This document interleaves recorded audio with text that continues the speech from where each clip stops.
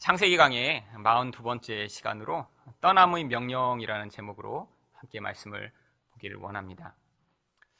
작년에 저희가 이곳에서 첫 예배를 드리면서 또 이 창세기 강해를 시작했었습니다. 창세기 1장부터 11장까지 40여 번에 걸쳐서 보면서 인간의 죄가 얼마나 뿌리 깊으며 또 얼마나 파괴적이며 또한 그 죄가 조직화되고 집단화돼서 도대체 인간에게는 아무런 소망이 없다라고 하는 사실을 우리가 같이 살펴보았습니다. 그런데 이제 바로 오늘부터 이제 하나님이 이런 소망 없는 인간 대신에 하나님 편에서 그 구원의 모든 일들을 시작하심을 보여주는 사건이 시작됩니다. 저희 교회에 이렇게 1년 생일과 맞추어서 이렇게 아브라함 이야기를 시작하는 것도 참 뜻이 있는 것 같아요. 아마 이 아브라함 이야기를 얼마큼 우리가 또 같이 계속 보게 될지는 모르지만 아마 내년 이맘때쯤 되면 이 아브라함 이야기를 거의 이제 마치며 또 새로운 시작이 되겠죠. 이처럼 이 아브라함은 하나님의 백성들에게는 너무 중요한 인물입니다. 그런데 이 아브라함 이야기를 많은 사람들이 이제 모델로 여기고 있는 경우가 많습니다. 하지만 이 아브라함은 우리가 모델로 삼을 사람은 아니에요. 여러분, 모델은 그 사람이 무엇인가 잘하면 우리가 따라서 해야 되고요. 또 그 사람이 뭔가 못하면 나는 저처럼 살지 말아야지 라고 하는 그런 대상이지만 아브라함은 우리가 그렇게 따라하거나 혹은 그가 잘못한 것들을 우리가 피해야 될 그런 대상으로 이 성경이 기록하고 있는 것이 아닙니다. 아브라함은 하나님이 어떻게 하나님의 백성을 구원을 해나가시는지를 보여주는 모형적인 인물입니다.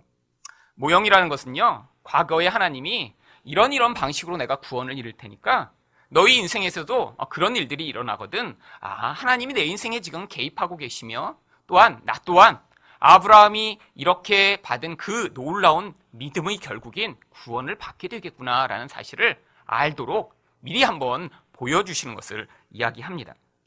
그렇기 때문에 이 아브라함이 바로 아주 신실하고 또 원래부터 구원받을 만한 사람이 아니라요, 갈대아 우르라고 하는 세상의 중심, 바벨론의 중심으로부터 하나님이 그를 불러내십니다.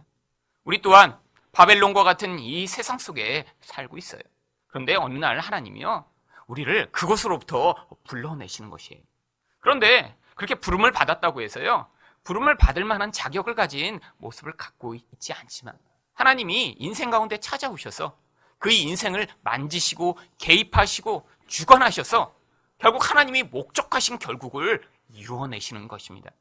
바로 그래서 하나님이 이 아브라함을 부르실 때 그냥 부르시지 않고요, 너는 너희 고향과 친척과 아버지 집을 떠나라 라고 하는 명령을 주시면서 부르십니다. 여기는 단순히 그냥 살고 있는 것을 떠나라 라고 하는 뜻처럼 보이지만 이 안에는 아주 깊은 영적 의미가 담겨 있습니다. 그래서 원문 성경을 읽으면요, 여기에 고향, 친척, 아버지 집 앞에 다 너희 고향, 너희 친척, 너희 아버지 집이라고 이 너희라고 하는 단어가 아주 반복해서 3번이나 사용되고 있어요. 단순히 고향과 친척과 아버지 집이 그냥 그가 살고 있는 땅을 떠나라는 것이 아니라 그 대상이 아브라함과 깊이 연관을 맺고 있는 무엇임을 보여주는 것이죠. 바로 그것과 그렇게 깊은 연관 가운데 있어서는요, 아브라함이 하나님이 목적하신 믿음을 가진 사람이 될 수가 없기 때문에 하나님이 먼저 그곳에서 떠나도록 명령하시는 것입니다. 그런데 이런 바로 떠남의 과정이 한번 그냥 고향을 떠나는 데서 이루어지는 것이 아니라 이제 아브라함의 일생토록 그런 떠남이 구체화돼서 이루어지고 있음을 우리는 이제 앞으로 보게 될 것입니다. 그런데 아브라함만 이렇게 떠나라고 하시는 것이 아니라요, 하나님의 백성인 우리를 향해서도 하나님은 이제 그 구원의 여정을 시작할 때 똑같은 떠남의 명령을 주십니다. 그러면 하나님이 성도를 부르실 때 우리가 무엇을 떠나기를 요구하시는 것일까요? 첫 번째로는요, 세상적 생존의 근거를 떠나기를 요구하십니다. 이 한글 개역 개정판에서는 너희 고향을 떠나라 라고 되어 있고, 또 예전 성경인 개역판에는요, 너희 본토를 떠나라 라고 이렇게 되어 있어요. 그런데 여기 나와 있는 이 고향이나 본토라고 하는 원래 단어는 땅이라고 하는 뜻입니다. 단순히 살고 있는 것을 의미하는 게 아니에요. 땅인데 아브라함과 아주 밀접한 관련을 맺고 있는 땅이죠. 근데 그 땅을 성경은 갈대아 우르라고 이야기합니다. 갈대아 우르는 당시에 메소포타미아 문명이 시작된 바로 그 지역에 있었고요. 아주 부요하고 풍요로운 땅이었습니다. 그런데 하나님이요, 그런 땅 가운데 아브라함으로부터 거기를 떠나라고 요구하시는 거예요. 땅은 고대로부터 사람이 자기 생존의 근거로 삼고 있는 대상입니다. 특별히 아브라함처럼요, 이렇게 목축업을 하는 사람에게 있어서는 좋은 땅을 갖게 되는 것, 또 좋은 땅에 머물게 되는 것은요, 그 사람이 얼마나 풍요로운 인생을 살게 되는가를 결정짓는 아주 중요한 요소인 것이에요. 그런데 바로 이 세상은, 이 바벨론과 같은 세상은요, 눈에 보이는 그런 땅의 풍요로움, 이 세상의 그런 풍요로움을 자기 생존의 근거로 삼고 살아갑니다. 바로 사람들이 이런 태도를 뭐라고 부르냐면 물질주의라고 부르죠. 여러분, 이 물질주의는 바벨론적 세상의 가장 전형적인 태도입니다. 눈에 보는 것으로 자기 생존의 근거를 삼는 것이죠. 그러니까 눈에 보는 것이 없어지거나 눈에 보는 것이 내가 원하는 만큼 소유하지 못하게 되면 사람들은 불안해하고요, 초조해하고 긴장하게 되는 것입니다. 그래서 이 세상에서 눈에 보는 것을 더 확장하고 눈에 보이는 물질을 더 많이 소유하고자 하는 그런 몸부림 가운데 사람들을 살아가게 만드는 그 근원, 그것을 바로 하나님은요, 너희 땅이라고 말씀하시는 것이에요. 그런데 왜 하나님이요, 이렇게 눈에 보는 것을 떠나지 않고는 믿음의 사람이 될 수 없다고 이야기하시며 그 땅을 떠나라고 이야기하시는 것일까요?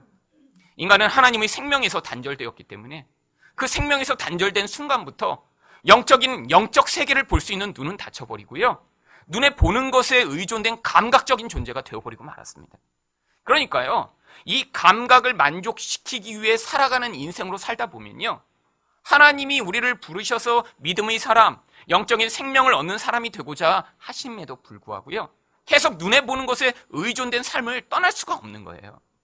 여러분, 하나님이 이렇게 부르셨는데 이렇게 자기가 의존하고 있는 눈에 보는 것으로 자기의 생존과 미래와 풍요를 삼고자 하는 그 태도에서 벗어나지 못하면요, 하나님의 부르심조차도 계속해서 하나님이 나를 이 눈에 보이는 세상에서의 풍요를 위해서 불러주셨구나, 내가 예수 믿는 것이 바로 이 땅에서요 성공하고 이 땅에서 부자 되고 이 땅에서 잘 되기 위한 목적으로 부르신 거구나 라고 생각하며 하나님이 주시고자 하는 참된 영적인 생명보다 눈에 보는 것에 계속 의존된 삶을 떠날 수 없기 때문에 하나님은 먼저 믿음을 요구하시기 전에 눈에 보는 그런 의존에서 떠나기를 요구하시는 것입니다.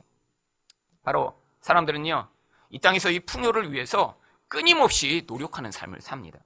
그런데 살다 보면요, 자기 힘과 노력만으로는 내가 원하는 수준의 그런 풍요로움을 얻을 수 없다는 것들을 발견해요. 여러분, 학생은 학교를 다니면 학교 가기 전에는 공부를 잘할 것처럼 모두 다 생각합니다. 물론 부모도 그렇게 생각하고요. 근데 실제로 학교를 다녀보면요, 그게 아니라는 사실을 발견하게 되죠. 여러분, 아이들이 뭐 다 공부를 하기 싫어할까요? 다 공부 잘하고 똑똑하고 싶은 마음이 있겠죠. 근데 하다 보면 안 되는 걸요. 여러분, 여기 계신 분 중에 나는 평생 난 가난하게 사는 게 좋아, 난 돈이 하나도 없는 게 더 좋아, 이런 사람이 어디 있겠어요? 모두 다 풍요롭고 싶은 욕망이 있죠. 그런데 이 세상은 경쟁적입니다. 사람들은요, 그 목적하는 것을 이루기 위해 생명을 내걸고 달려가요. 그러다 보면 뒤처지는 사람이 있고요, 자기가 원하는 만큼의 수준을 누리지 못하는 사람들이 대부분인 거죠. 여러분, 그때 사람들 마음 안에 자연스럽게 흘러나오는 태도가 무엇이냐면 바로 무엇인가 강한 힘을 가진 것, 무엇인가 나를 초월할 수 있는 그런 능력을 가진 그런 힘의 도움을 받아 내가 원하는 이런 풍요와 내가 원하는 그런 생존의 근거를 확장했으면 좋겠다라는 그런 열망을 가지게 되는데, 성경은 바로 그것을 우상숭배라고 부릅니다. 구약시대에는 사람들이요, 눈에 보이는 바알, 눈에 보이는 아세라, 이런 신들을 섬겼지만 지금은 눈에 보이지 않는, 사람들이 그렇게 자기를 풍요롭게 할 수 있을 것이라고 생각하는 그런 강한 것을 자기 우상으로 의존하며 내가 이것을 잘 붙들면, 내가 열심히 정성을 보이면 그것이 나에게 보답과 풍요를 가져올 것이라고 사람들이 착각하게 되었죠. 여러분, 이 세상에서 이렇게 살아가다 보면요, 물질적인 세상, 또 그 물질주의와 함께 사람들이 우상숭배가 결부된 세상에서 살아가다 보면요, 계속해서 하나님 백성 또한 거기에 영향을 받고요, 또 복음을 깊이 있게 경험하지 못하면요, 교회에 다니면서도 여전히 돈이 최고고 세상에서 똑똑하고 부자되고 성공하고 좋은 회사에 가는 게 자기 인생의 풍요이며 자기 인생의 모든 생존의 목표처럼 생각하는 사람들이 대부분입니다.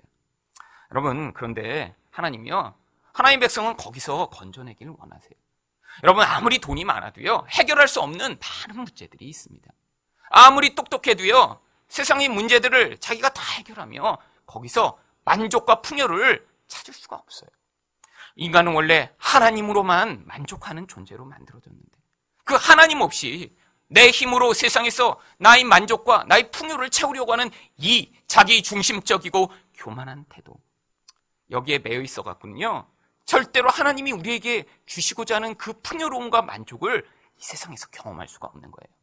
하나님 그래서 아브라함처럼요, 우리에게 요구하십니다. 바로 너희 땅을 떠나라. 여러분, 그런데 이 땅을 이렇게 떠나서 하나님만을 의존하는 것, 이건 노력으로 되는 것이 아닙니다.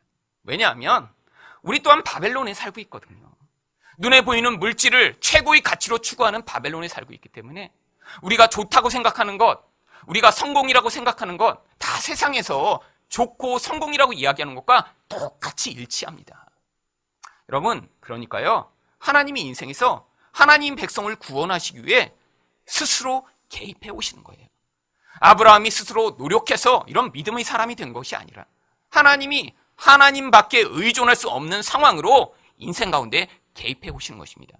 바로 그렇게 하나님 외에는 의존할 수 없는 그런 환경과 상황을 아브라함에게는 가나안이라는 곳으로 주셨던 것이죠. 그럼 바로 여기가 그래서 또한 우리들에게 가나안입니다. 하나님을 의존하지 않으면 인생에서 끊임없는 불만족, 끊임없는 고통을 경험하게 돼요. 그런데 우리 스스로 그렇게 물질적 의존, 우상숭배에서 벗어날 수 없기 때문에 하나님이 개입하시는 일반적인 방법이 바로 첫 번째가 바로 이 물질로 말미암는 고통을 인생에서 경험하도록 하시는 거예요. 여러분, 이상하지 않으셨어요? 왜 이렇게 열심히 내가 신앙생활도 하고 또 노력도 열심히 하셨잖아요, 세상에서도. 그런데 이렇게 남들은 잘 버는 것 같은 그렇게 돈을 잘 벌지 못하고, 아니 내가 투자만 하면 그 투자가 망해요. 내가 산 주식은 항상 폭락하고 남이 산 주식은 항상 오른다고 하고, 내가 집을 사면 항상 그 집은 아주 망하고, 내가 무엇인가 이렇게 잘 해보려고 하는데 세상에서 어려움을 자꾸 겪어요. 사실 우리가 미련해서 그런 이유도 많이 있습니다. 그런데 또 한 가지는요, 하나님이요, 그렇게 돈을 의존해서 그것으로 자기 생존의 근거를 삼으려고 하면요, 하나님이 개입해 오시는 거예요. 어떻게 해요?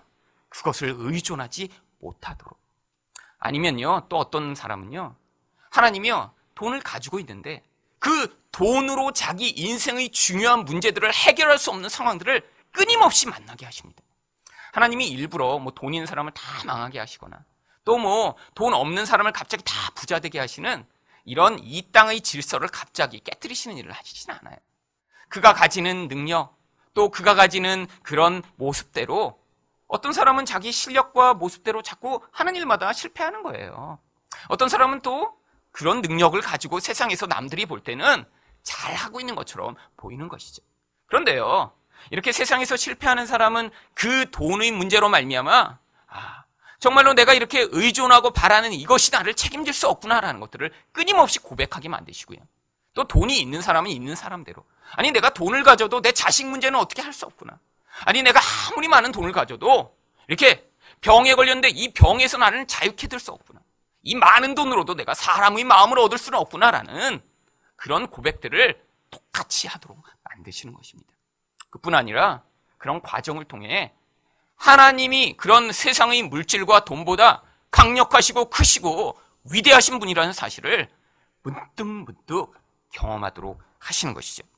여러분, 이런 과정들을 인생에서 지나가면서 우리는요, 물질이 전부이고 그 물질로 말미암아 이 땅에서 나의 생존과 미래를 보장받고자 하는 이런 바벨론적 문화로부터 서서히 하나님을 의존하는 태도로 변해가는 것입니다. 여러분, 저 같은 경우에도 지난 20년 동안 경험한 것이 바로 이런 과정이에요. 저희 아버지가 사업하시다가 제가 20대 초반에 망하셨습니다. 그러고 나니까 맨 처음에 찾아온 마음이요, 하나님에 대한 원망이 제 안에 가득했습니다. 아니, 하나님을 이렇게 잘 섬기면 우리 부모님도 축복하시고 내 미래도 축복해서 내가 원하는 그런 풍요로움으로 내가 원하는 미래를 살게 해주실 줄 알았는데 그렇지 않은 거예요. 열심히 기도했습니다. 특별히 저희 집이 망하기 바로 전에 아주 정말 밤낮을 새워가며 이렇게 집이 어렵다니까 간절히 기도했는데 망하고 나니까요, 하나님에 대한 배신감, 하나님에 대한 미움이 제 마음에 가득했어요. 그런 상태로 살다 보니까 이제 제가 쓰러진 거죠. 대학교 4학년 때. 그런데 하나님이요, 그 과정을 지켜보고 계셨죠. 결국 그 과정을 통해 제가 대학교 4학년 때 하나님의 부르심을 받고 목사가 되기로 했습니다. 그런데 저는 그때 또 한편으로 이렇게 목사가 되기로 내가 이렇게 인생을 헌신하고 났는데 하나님이 이걸 위해서 이렇게 우리 집을 망하게 하셨구나. 그러면 이제 우리 집을 당장에 좀 회복시켜 주시면 좋겠다. 그런데 하나님의 계획 가운데 이 회복이 안 되는 거예요. 그래서 처음에 이제 내가 목사까지 되기로 했고 그러면 이제 문제들도 빨리빨리 해결해 주시고 이렇게 힘든 상황에서 나를 건져 주실 줄 알았는데 그 상황이 똑같은 거예요. 그런데 그 과정을 통해 자꾸 제 마음 가운데 있던 두려움, 돈을 의존하니까요, 내가 원하는 만큼 돈이 없고 내가 원하는 그 돈으로 내 미래를 내가 보장받을 수 없으니까 그 두려움이 저를 지배하는 것을 계속해서 경험합니다. 그런데 또 그 과정을 통해 하나님이 이렇게 놀라우신 분이시구나. 내가 계획하고 생각하는 것으로는 도저히 그 상황들을 벗어날 수 없는데 저와 저희 가정을 하나님이 끊임없이 책임지시고 은혜를 베푸시는 과정을 지나가게 된 거예요. 사실 저희 집이 망하기 전에, 제가 목사 되기 전에 저희 꿈은 대학에서 가르치는 교수가 되는 것이었습니다. 그런데 그래서 이제 유학을 가려고 사실 제가 대학교 1학년 때부터 열심히 준비했어요. 그래서 영어 학원도 새벽 4시 반에 일어나서 영어 학원을 다녔습니다. 유학 가서 교수 되려면 영어를 잘해야 되거든요. 여러분, 근데 그렇게 중간에 망하고 나니까 모든 꿈이 다 사라진 거예요. 그래서 이제 목사 되기로 방향을 전환을 했죠. 그리고 여전히 우리 집도 이렇게 막 회복돼서 유학 갈 정도의 이런 비용을 집이 감당할 수 없으니까 이제 유학도 다 포기했습니다. 그런데 또 하나님이 갑자기 저보고 유학을 가라고 이제 강권하시기 시작했어요. 그런데 제가 그때는 별로 가기가 싫었어요. 왜, 내가 교수 될 것도 아니고 또 미국에 가서 살면 또 옛날처럼 이렇게 돈이 없이 고통하는 삶을 다시 돌아가면 어떻게 하는 두려움이 다시 몰려오기 시작하더라고요. 근데 하나님이 그때 약속의 말씀을 주셨습니다. 내가 흑암 중에 숨은 은밀한 보화를 주어 내가 너로 지명하여 부른 자가 나 여호와 하나님인 줄 알게 하겠다. 이 약속의 말씀을 저한테 주시는 거예요. 그래, 한번 믿어보자. 그리고 갔더니 정말 하나님이요, 내가 예상치 못하고 계획치 못했던 그런 만남과 모든 과정을 통해 8년간의 유학을 마칠 수 있도록 은혜를 베풀어 주셨습니다.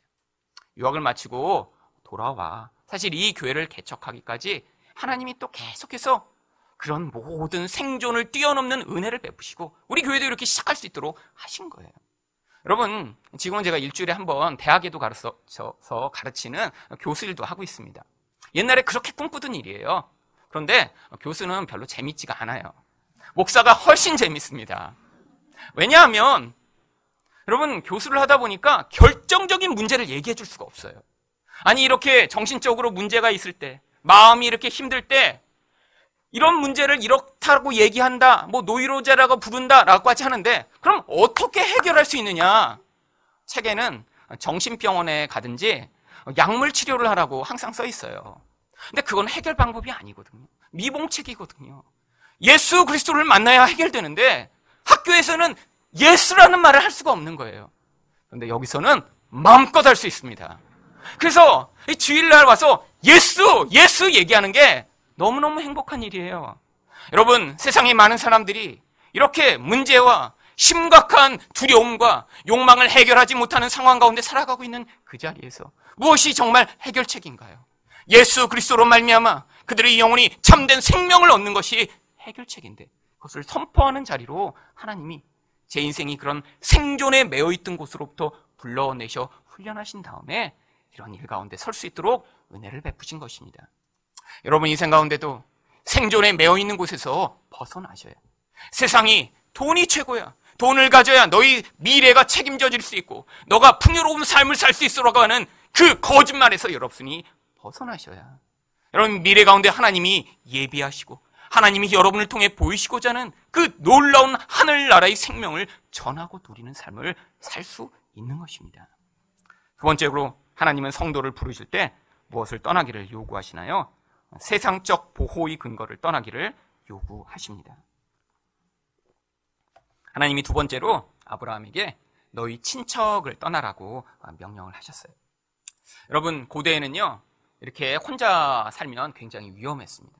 왜죠? 경찰도 없고 법도 제대로 없으니까요. 그래서 누군가 부자다 근데 힘이 없다 그러면 가서 죽이고 그걸 다 뺏어올 수 있는 게 이 아브라함이 살던 고대의 시절이었죠. 아니 여자도 예쁘다 그러면 얼마든지 힘 있는 자가 그 아내를 뺏어올 수 있는 게 고대의 사회였습니다. 그러니까 사람들이요 혼자는 사는 게 두려워서 다 친척끼리 모여 살았어요. 뭐 이쪽 아브라함이 살던 고대 근동만 그런 것이 아니라 한국도 그랬죠. 서울에도 이렇게 집성촌이라고 불리는 친척끼리 모여 사는 동네가 10군데나 있다고 하더라고요. 사람들이 이렇게 같이 같은 성씨끼리 친척끼리 모여 사니까 외부에서 함부로 공격하지 못하는 거예요. 여러분 그런데 그 친척을 다 떠나 아무도 알지 못하는 곳으로 아브라함 혼자 가라고 명령하십니다.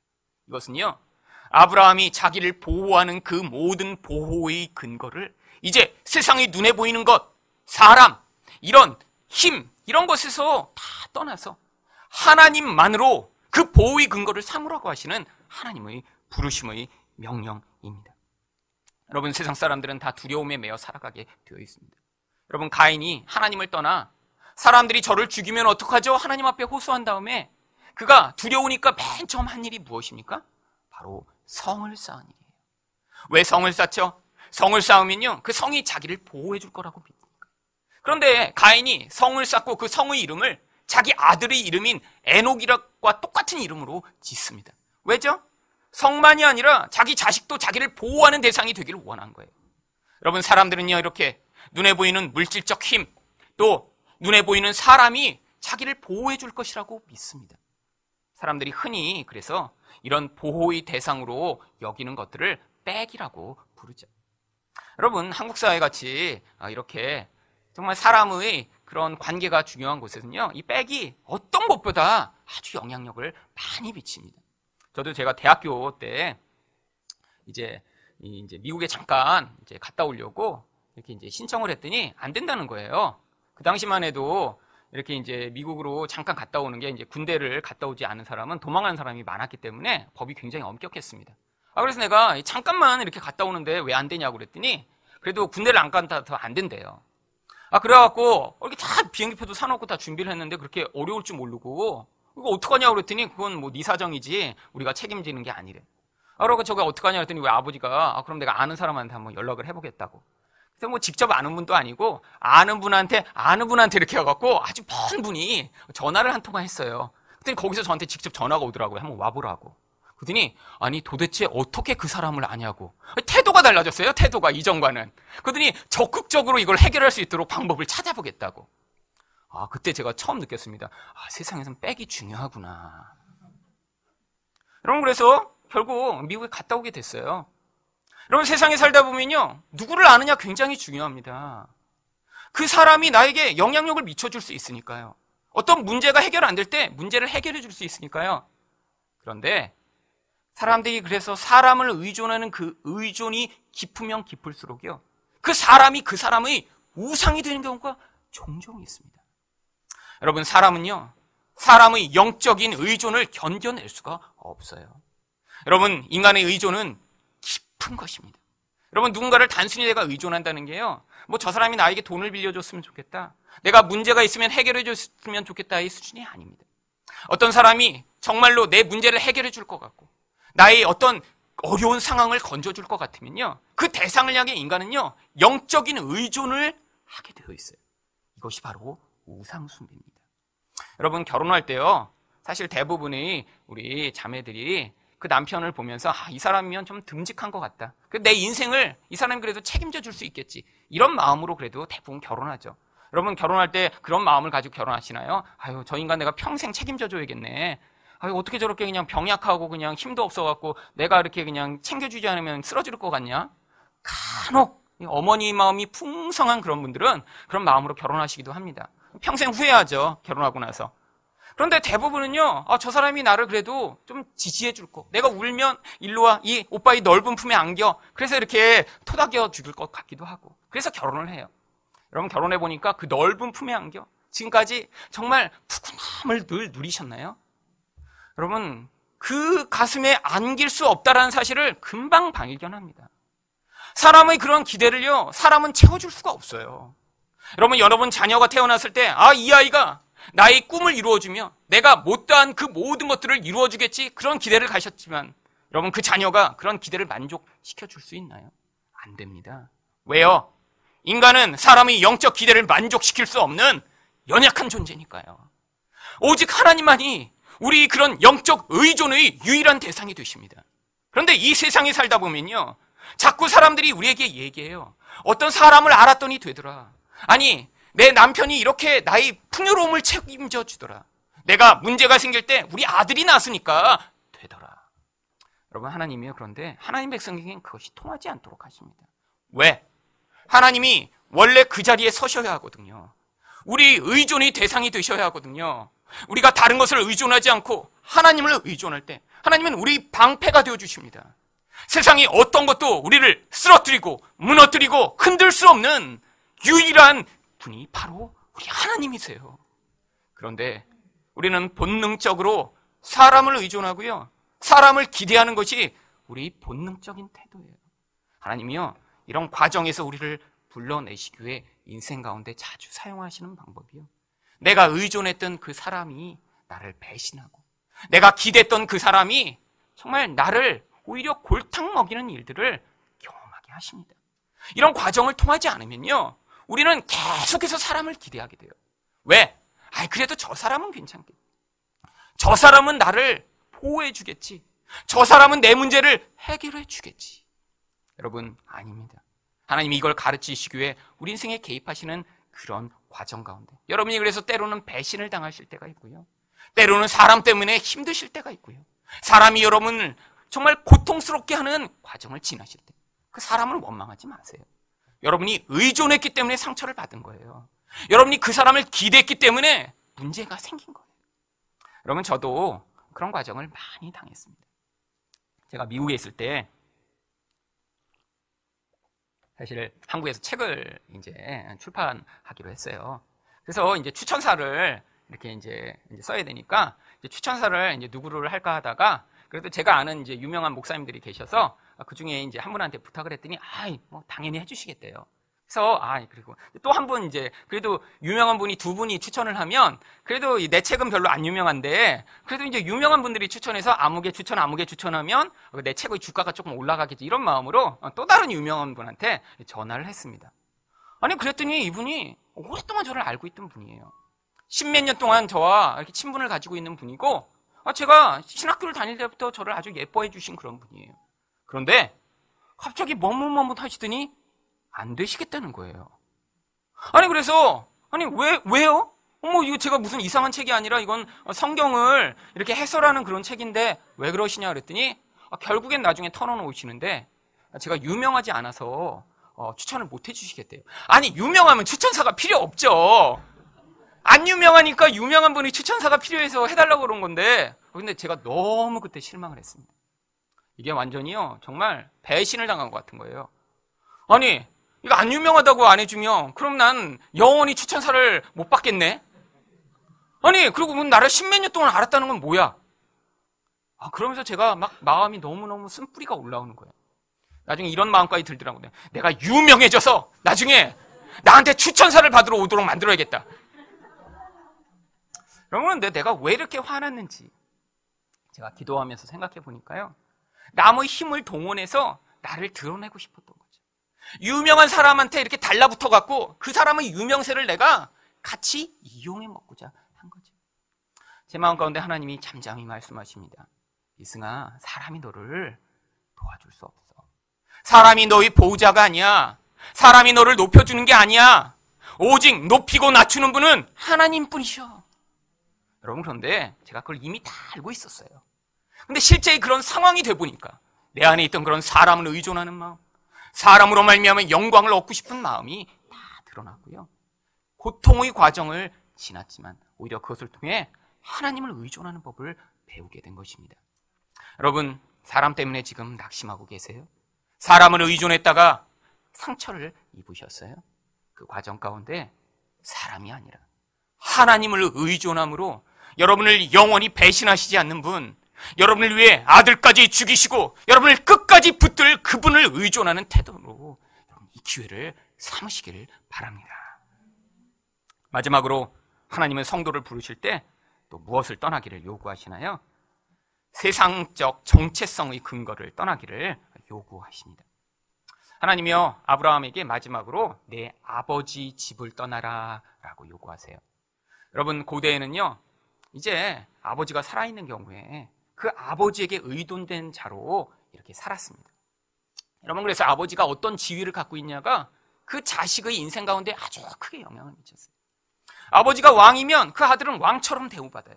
그런데 아버지가 백정이면요, 자기가 백정이 아니어도 백정의 자식이 돼버리는 거예요. 여러분, 이게 바로 정체성의 근거입니다. 나라고 하는 어떤 존재를 근거하고 있는, 그래서 그를 설명해 줄 수 있는 그 사람의 본질. 여러분, 그런데요, 아브라함도 데라라고 하고 있는 그 사람의 아들로서 지금 존재하고 있는 거예요. 근데 데라는 어떤 사람이라고 성경이 이야기하죠?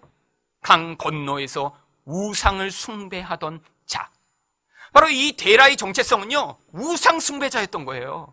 하나님은 그 우상 숭배자에 속한 아브라함이 아니라 이제 하나님만으로 그 존재의 근거를 삼는 자가 되도록 만드시기 위해 그 아버지 집에서 떠나라고 요구하시는 것입니다.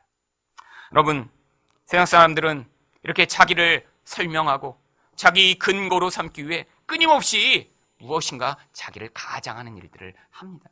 왜요? 인간은 본래 부끄러운 존재거든요. 인간은요, 정말 하나님으로부터 쫓겨난 다음에 인간 안에 있던 그 하나님의 생명과 영광이 떠나서 부끄럽고 수치스러운 존재가 되어버렸어요. 아담과 하와가 자기 부끄러움을 감추기 위해 무화과 나무 잎을 딱 가렸듯이 인간은 수치스러우니까요. 그 무화과 나무 잎보다 뭔가 더 튼튼한 것, 뭔가 나의 수치를 가려줄 것을 인생 내내 추구합니다. 여러분, 왜 좋은 옷을 사고자 하시죠? 왜 그렇게 좋은 차를 타고자 하시죠? 여러분, 좋은 차를 타면 뭐 300km로 달릴 수 있고 나쁜 차는 막 10km밖에 못 가나요? 아니요. 그 차가 가지는 브랜드, 그 차가 가지는 그 멋진 모습에 자기를 같이 묻어가고 싶은 거죠. 여러분, 그런데 이건 굉장히 부끄러운 모습입니다. 여러분, 강남에 가면요, 자기 이름이 아닌데 나무의 이름을 명함에 써갖고 다니면서 사람들한테 이렇게 주는 사람들이 있어요. 그래서 명함을 이렇게 딱 바꿔보면 뭐 강호동, 뭐 김희애, 뭐 비 이런 이름들이 있어. 근데 얼굴 보면 아니야. 그러면서 뭐라고 하는 줄 아세요? 저희 나이트클럽에 오세요. 비를 찾아주세요. 누구죠? 삐끼입니다. 삐끼. 여러분, 자기 이름은 김팔봉이에요. 근데 김팔봉 찾아주세요. 모르잖아요. 그러니까 유명한 사람의 이름을 가져다가 비 다 알잖아요. 그러니까 비를 찾아주세요. 비를. 자기 존재의 그 연약함, 자기 존재의 부끄러움을 가르기 위해 남의 것을 가지고 와서 행세하는 거죠. 여러분, 세상은요, 조직적으로 이런 것들을 만들어냅니다. 왜 그렇게 좋은 학교에 가는 걸 사람들이 원하죠? 나는 원래 그렇게 훌륭한 자가 아니에요. 그런데 서울대 하면 그 서울대가 가지는 그 인기의 자질을 편승하고자 하는 거죠. 여러분, 시대마다 계속 변합니다. 몇 년 전에야 서울대였죠. 요새같이 글로벌한 시대, 유학도 많이 가는 시대 가운데는 이제 서울대로 안 되잖아요. 그러니까 이제는 하버드나 아이비리그 같은 데를 나와야 자랑할 만하죠.